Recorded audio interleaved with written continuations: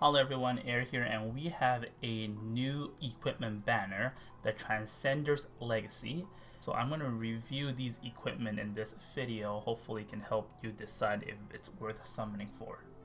Just like any equipment banner, we have one of each. We have a weapon, armor, helmet, and accessory. Okay, we're going to look at the weapon, Scepter of Divinity. This is a staff that can be used on Mage, Holy, and Demon classes. HP plus 5% when standing on non-defensive terrain and using a range skill that has a melee penalty, unit range plus 1. Okay, let's try to understand what these terms mean. When standing on non-defensive terrain, your range skill that has melee penalty, unit range plus 1. There's two requirements here to get that unit range plus 1 effect. Part 1 is, when standing on non-defensive terrain, which means any terrain you stand on that gives you plus 0% defense, that's the first requirement. So second, and using a range skill. A range skill means at least 2 range or above.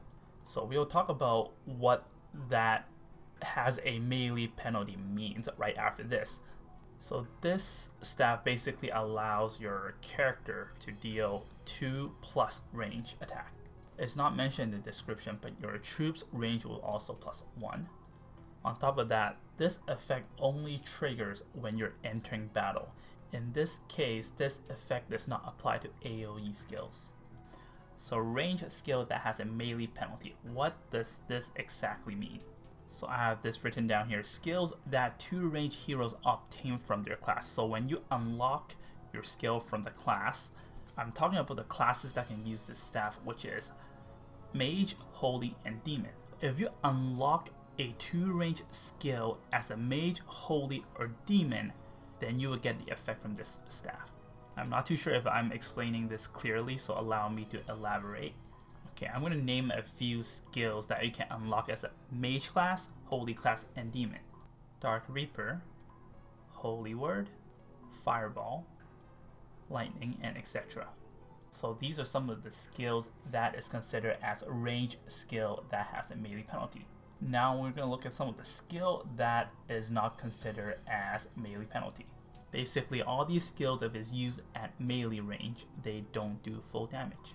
Now let's take a look at some of the skills that will not work even if it is equipped on the correct classes. For example, Yuli has a Holy class, Yusuke also has a Holy class, and Dietlit also has a Holy class. Plus 1 range attack will not apply to their skills, and let me tell you why. First, we're going to look at Dietlit's 2 range skill, Wind Slash, Dietlit's Elephant Breath, Chris and Julius Discipline, and last but not least, we have Spirit Gun from Yusuke. These skills do not work because when these attacks are done at melee range, they don't lose any damage. They still deal full damage. So who could use this best? So this I would consider a PvP weapon. PvE I don't think it's worth it because you lose out a lot of intelligence. If you look at the description, it's only HP plus 5%. But as a mage or a holy mage, demon mage, doesn't matter, you want intelligent. Let's talk about PvE first. PvE, usually the bosses are quite tanky and they have a lot of HP. So I think that intelligent definitely matters a lot. But when it comes to HP, it doesn't matter because you act first before the enemy moves. What I mean is like your whole team moves first. You don't move one by one like Apex. It's only useful in PvE when the boss can counter hit you and probably one shot you. PvP wise is very good because despite of the loss of intelligence, but you're able to reach and attack your opponent without worrying about the counter. For example, if you have to hit a mage, a very strong mage, Landius, and assassins. Especially against Landius when they're thorn procs, there's a chance that you're going to die from the counter hit.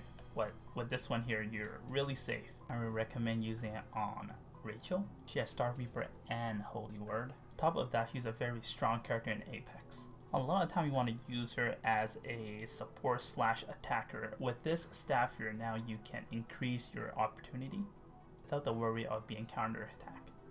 Next, I recommend Lana.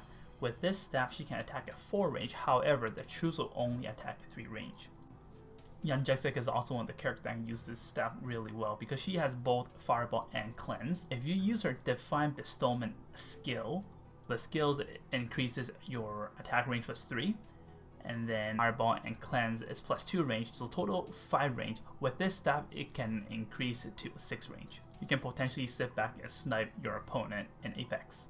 Even though you're losing plus 10% intelligence from regular staffs, but if you, for example, in Apex, if you use Imelda's 3C is plus 10% to your ally, then there's your missing 10% intelligence. Now we're going to look at the armor. Ancient Plate Armor. It can be used on Lancer, Infantry, and Cavalry. Defense plus 10%, fixed damage taken minus 10%. Honestly, by just looking at the description, I think we all can agree that this armor is not very good. First, let's talk about PvE. PvE, there's not a lot of fixed damage. Even if there is, you do have your healer that can dispel it. Because once again, when it comes to PvE, our whole unit all acts first before the enemies. And then next, the defend plus 10% is just like any other common armor. So now when it comes to PvP, the fixed damage taken minus 10% is just too low, is not worth it. It was minus 30%, sure, but the 10% is not a game changer. However, if you are planning to use this armor, I would suggest if you have 4 of these, then you can upgrade it as a dupe. Probably not worth spending an epic material on it. The armor is definitely not worth summoning for. Okay, let's take a look at the helmet here.